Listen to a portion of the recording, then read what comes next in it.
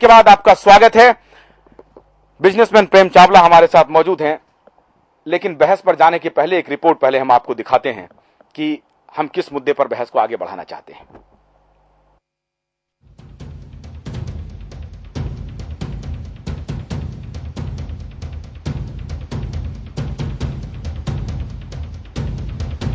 विजय माल्या, ये नाम जब भी चर्चा में आता है अखबार से लेकर इलेक्ट्रॉनिक मीडिया की सुर्खियों में छा जाता है।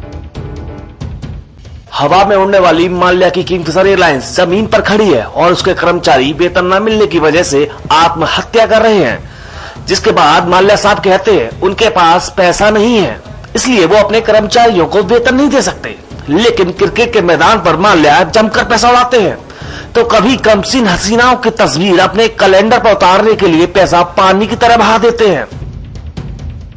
लेकिन जब बात आती है किंगफिशर के खस्ता हाल कर्मचारियों की तो कहते हैं उनकी जेब खाली है। लेकिन इन जनाब के तर्कों पर वाशिंगटन स्थित खोजी पत्रकारों के अंतर्राष्ट्रीय समूह ICIJ के मुताबिक माल्या का कई विदेशी बैंकों में खाता है, जिसमें सफेद और काला धन जमा है और इसका खुलासा भी वो जल्द करने वाले हैं। इस संस्था का दावा है कि उसके पास करीब 25 लाख गोपनीय दस्तावेज पहुंच चुके हैं। इसमें 1,20,000 कंपनियों के साथ 1,30,000 व्यक्तियों के विशेष और एजेंटों के नाम हैं। और सबसे बड़ी बात, इस सूची में 600 भारतीयों के भी नाम शामिल हैं।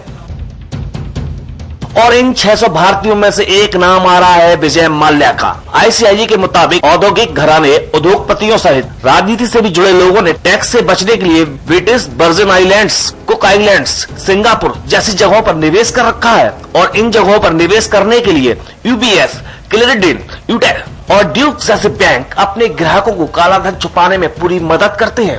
ऐसे में भारत के अंदर बड़ा सवाल ये उठ रहा है कि आखिर सक्की सरकार की तरफ मदद की टकटकी लगाए देखने वाले विजय माल्या जैसे लोगों का काला धन विदेश में जमा है, तो उसे भारत सरकार देश के अंदर कैसे लाएगी? अगर भारतीय सरकार इस पैसे को देश के अंदर लाने में कामयाब नहीं होती तो विजय माल्या जैसे लोग क्रिकेट के मैदान पर पैसा उड़ाते रहेंगे, कमसीन हसीनाओं के साथ अपना पोस्टर सजाते रहेंगे, लेकिन उनकी एयरलाइंस के कर्मचारी बेमौत मरते रहेंगे। ब्यूरो रिपोर्ट, आजाद न्यूज। चावला साहब, आप तो एक बिजनेसमैन भी हैं और बिजनेस एक्टिविस्ट भी हैं। ये जो कहीं से भी लगता है कि ऐसे लोग जो हमारे देश में व्यवसाय कर रहे हैं, विदेशों में भी व्यवसाय कर रहे हैं, वो अपनी संपत्ति को विदेशों में जमा कर रहे हैं, जमा करने का उनको हक भी है। लेकिन एक एम्प्लॉय सुसाइड कर ले और मालिक जो है सो क्रिकेट में जाकर के डांस करे, नाच करें, ये लगता है आपको कि ये बिजनेस एथिक्स के साथ चल रहा है? नहीं, देखिए, मुद्दा ये नहीं है। मुद्दा ये है कि जो ये काला धन अर्जित हो रहा है और विदेशों में जाके रखा जा रहा है, पहली चीज तो ये जानिए कि काला धन होता क्या है, आता कहां से है और करता क्या है। कलर तो काला नहीं ही होता है उसका। नहीं, करता क्या है। हाँ। काला धन जरूरत किसकी है? पहली चीज तो ये जानिए, क्या ये व्यवसायी की जरूरत है, बिजनेसमैन की जरूरत है? तो मैं आपको समूचे बिजनेस जगत की तरफ से ये बता दूं कि आज की डेट में काला धन बिजनेसमैन की जरूरत कतई नहीं है। ये उसके लिए एक लाइबिलिटी हो चुकी है। अच्छा। बिजनेसमैन को बड़ी ईमानदारी, बिल्कुल ईमानदारी से मैं आपको बता रहा हूं, बिजनेसमैन को देखिए, काला धन भ्रष्टाचार की उपज है और भ्रष्टाचार को पोषित करती है। तो काला धन भ्रष्टाचार की जरूरत है। व्यवसायी भ्रष्टाचारी नहीं होते हैं, व्यवसायी होते हैं। भ्रष्टाचार कौन करते हैं? जिनके पास में ताकत होती है, जिनके पास में सत्ता होती है, जिनके पास में कलम की किसी भी चीज को बदलने की शक्ति। व्यवसायी के पास जब पैसा जाता है तो एब्सोल्यूट पावर तो एक प्रकार से मिल ही जाता है। देखिए, व्यवसायी अपनी मेहनत से पैसा अर्जित करता है, पर काला धन जो उसको अर्जन करना पड़ता है वो उसकी मजबूरी है भ्रष्टाचार को पोषण करने के लिए। भ्रष्टाचार किसके लिए होता है?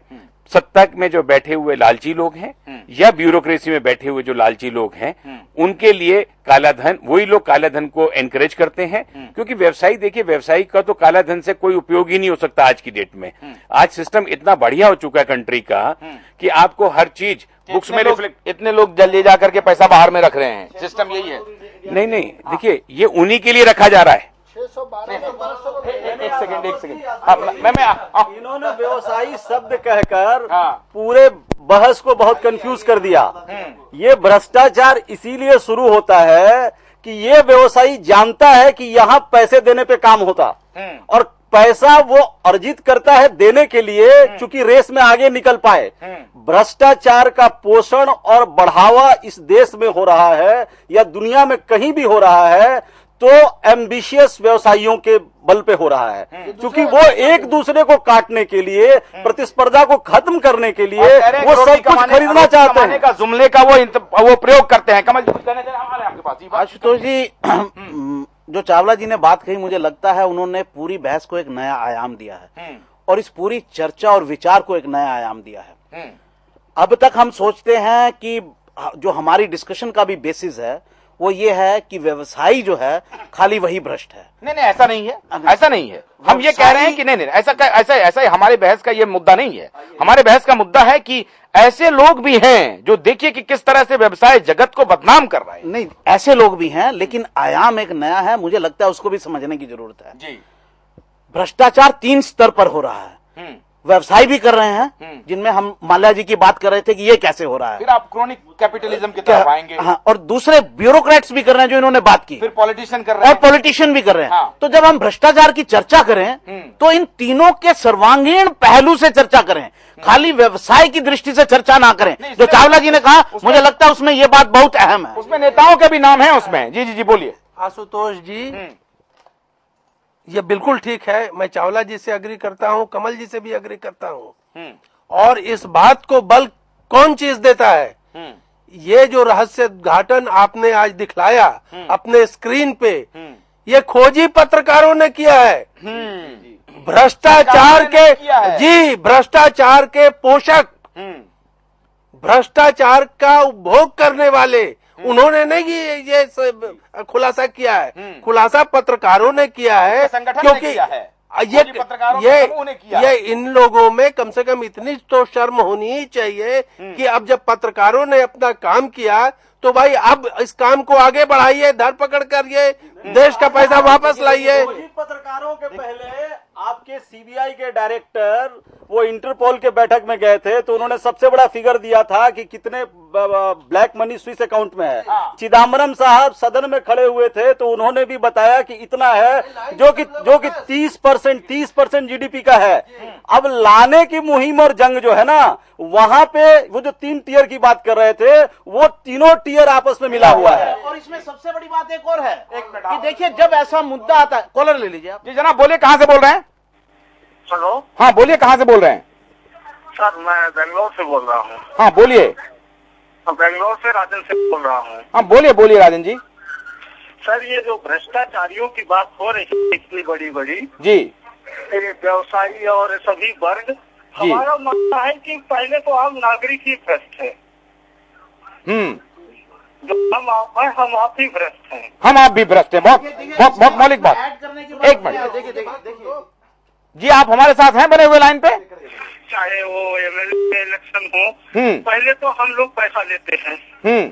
हर नागरिक पैसा लेता है, उनको दारू दिया जाता है, पैसा दिया जाता है, फिर हम वोट डालते हैं। तो हम ये कैसे उनसे ये उम्मीद करें कि नहीं वो मतलब वो सुधर जाएंगे? ठीक कह रहे हैं, बहुत बहुत शुक्रिया आपका। ये कह रहे हैं खाली बिजनेसमैन को शामिल करना ठीक नहीं है, हम सभी भ्रष्ट हैं। इस करप्ट व्यवस्था के अंदर बिजनेसमैन किस तरह से प्रॉस्पर कर रहा है, किस तरह से वो आगे बढ़ रहा है, ये मुद्दा है। बीवीआई, ब्रिटिश वर्जिन आइलैंड, जिनको हम टैक्स हेवंस कह रहे हैं, as per RBI norms $2 million से ज्यादा आप बाहर ट्रांसफर नहीं कर सकते, नॉट मोर देन 1 CR। और लेकिन हजारों करोड़ रुपया है। नहीं, वो कह रहे हैं कि एनआरआई हैं, एनआरआई नॉर्म्स में, विदाउट एनआरआई, जो एनआरआई के अलावा है वो लोग भी बहुत हजारों करोड़ रुपया है। और वो रूट इन्वेस्ट किया हुआ है। और यहाँ पे वो ये दिखाते हैं कि हम जो व्यवसायी हैं वो किस ट्रांसफर करें, टैक्स ना देके पैसा उधर ट्रांसफर करते हैं और पैसे को 10 गुना बढ़ा रहे हैं। संक्षेप में, व्यवसायी अपने कोई भी सामाजिक एथिक्स का वहन नहीं कर भाई।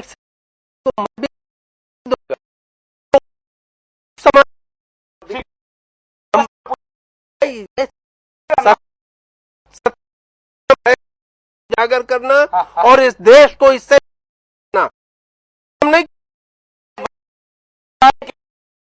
दो सांसद एक राज्यसभा के हैं, एक लोकसभा के हैं। हाँ।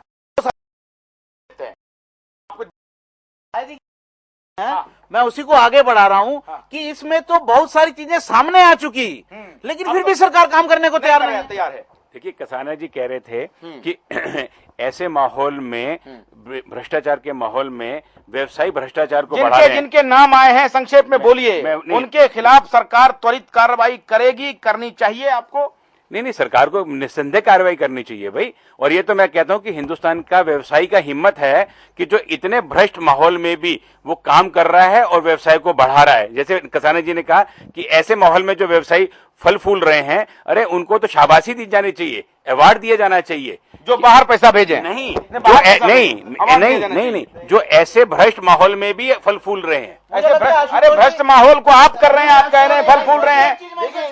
एक सेकंड, शक्ति कुछ बोलना चाह रहे, बोलिए। मैं ये कह रहा हूँ कि ये कोई नया मुद्दा तो है नहीं है। हाँ। सभी लोग इस पर चर्चा कर रहे हैं कि कैसे भ्रष्टाचार होता है, लेकिन भ्रष्टाचार को कैसे रोका जाए ये मैकेनिज्म पर कोई चर्चा नहीं हो। अब तो नाम आ गए भाई, अब ये तो यहाँ तो पॉलिटिकल विल दिखाने की जरूरत है। अब तो पॉलिटिशियन के नाम है उसमें। हाँ, तो ठीक है ना, लेकिन जो लोग निकले जो इस चक्र से, जो इस व्यवस्था को साफ करने का दावा करते हैं, राहुल गांधी जैसे लोग हैं, और जिनके पास सत्ता भी है, तो वो इस पर आगे बढ़कर कुछ कार्रवाई करें ना। हाँ, कल जो प्रवचन दिए थे राहुल जी, तो उनको तो ये करना चाहिए ना। अब तो नाम उनके सामने है। बिल्कुल करना चाहिए। देखिए, 612 लोगों में करीब 550-60 लोग ऐसे हैं जो डिफरेंट बिजनेस हाउसेस के हैं इंडिया में, और 20-30 एनआरआईज हैं। मेरे ख्याल से सभी केसेस को पहले डीआरआई और इन्फोर्समेंट डायरेक्टरेट को भेजना चाहिए सरकार को। चाहिए नहीं, राहुल जी को क्या करना चाहिए? कल जो प्रवचन दे रहे थे सीआईआई में, उसको बोलना चाहिए राहुल गांधी को भी कि इन केसेस को डीआरआई और ED enforcement directorate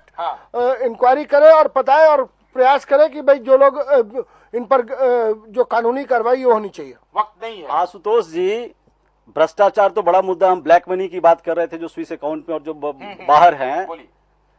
Arvind Kejriwal ने केवल 2 लोगों का नाम लिया और वहां से उनका नाम पब्लिक लाइफ, पब्लिक डोमेन से खत्म कर दिया इन 2 लोगों ने।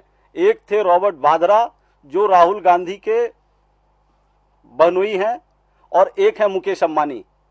जिस दिन अरविंद केजरीवाल ने प्रेस कॉन्फ्रेंस करके इन दोनों का नाम उछाला, उस दिन से मीडिया भी उनका साथ छोड़ दिया। नहीं, गलत कह रहे हैं आप। इस देश की ये हकीकत है, इस देश की ये हकीकत नहीं छोड़ा है। वो पॉलिटिकल पार्टी है, उनको जितना स्पेस मिलना चाहिए उनको मिल तो रहा है। आज कम से कम नहीं,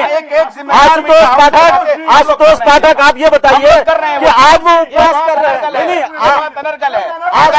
आजाद न्यूज मुद्दे को उठा रहा है। आजाद मुद्दे उठा रहे हैं। मैं कहता हूँ जो मैं आजाद मुद्दे को उठा रहा है। राहुल गांधी क्या करेंगे? रॉबर्ट वाड्रा का नाम आजाद न्यूज मुद्दे को उठा रहा है।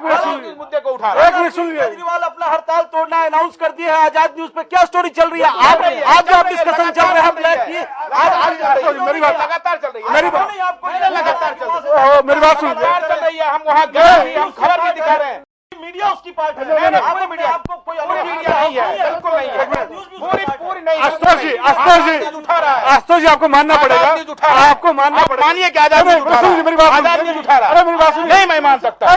मैं मुद्दे के साथ हूं। मैं कह रहा हूँ, मैं मुद्दे के साथ। 6 महीने पहले जब अन्ना अपना प्रदर्शन कर रहे थे, अनशन कर रहे थे, हर एक मीडिया हाउस एक वॉलंटियर की तरह खड़ा था उनके साथ है। और आज कहाँ है वो मीडिया हाउस? क्यों नहीं दिखाता है? मैं दूसरे मीडिया का नाम नहीं ले सकता। आजाद न्यूज उठा रहा है। आजाद न्यूज उठा रहा है। केजरीवाल के पास खड़े हो गए हैं। खड़े होकर के हम हमारे पॉलिटिकल एडिटर, हमारे इनपुट अन्ना हजारे से भी एक दिन ज्यादा वो आदमी भूख हड़ताल करके कल अपना भूख हड़ताल तोड़ने जा रहा है। आप क्यों यहाँ स्टूडियो में है? क्यों नहीं जाके उसके पास में खड़े हैं? स्टूडियो में ये बात छोड़ दीजिए। हमारे रिपोर्टर, ये जो 3 लेवल की बात हो रही थी ना, कि जिसमें कि बिजनेसमैन, ब्यूरोक्रेट और पॉलिटिशियंस इन्वॉल्व हैं, उसमें 2 लेवल और बचता है, एक जुडिशरी की और एक मीडिया की। इन दोनों की रोल जो है ना, इस देश को बर्बाद करने में सबसे बड़ा है। नाराबाजी से नहीं होगा। नाराबाजी से नहीं है। आप रेटोरिक हो रहे हैं। आप रेटोरिक हो रहे हैं। वक्त खत्म हो गया है। वक्त हो गया है। ऐसा है कि आजाद न्यूज में दिखाया और मीडिया भी दिखा रहा है, लेकिन अगर वहाँ 400 आदमी एक मिनट हो रहा था। अरे आज के अन्ना हजारे के साथ दिखाते हैं। अन्ना हजारे के साथ एडिटर इन चीफ अरे 24 घंटा वहाँ माइक लेकर खड़ा रहता था।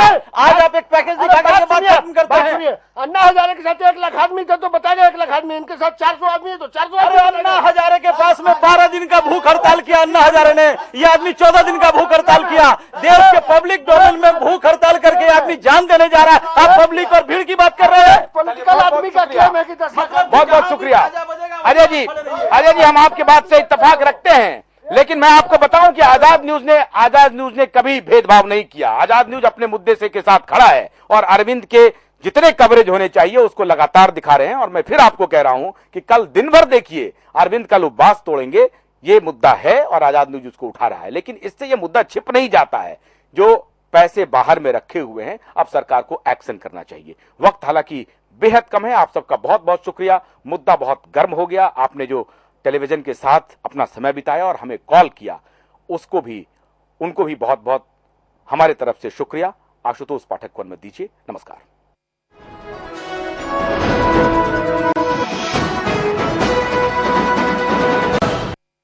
माँ, मेरा जन्मदिन कब है? बेटा, फागुन में हुई थी तू।